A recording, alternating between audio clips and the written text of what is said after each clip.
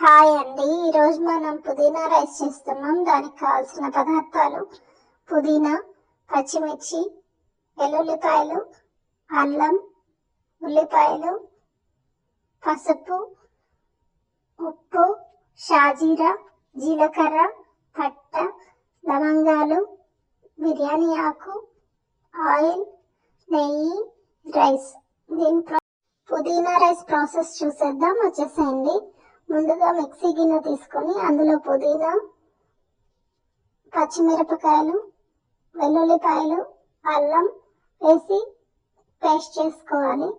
తర్వాత కుక్కర్ పెట్టుకొని స్టవ్ వెలిగించుకొని అందులో నూనె, నెయ్యి వేసి వేడయ్యాక దాల్చిన చెక్క, లవంగాలు, బిర్యానీ ఆకు, షాజీరా, జీలకర్ర వేసి వేయించాలి. అవి కొద్దిగా వేగిన తర్వాత ఉల్లిపాయలు వేయాలి.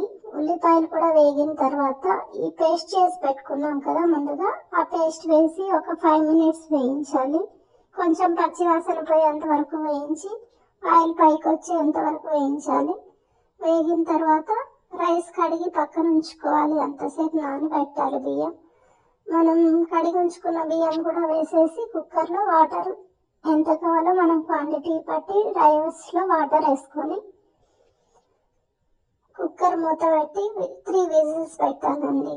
3 విజిల్స్ రాగానే స్టవ్ ఆపేసుకొని ఒక ఆవిరి వెళ్ళాక మనం తీసి సర్వ్ చేసుకోవాలి. చాలా బాగుంటుంది.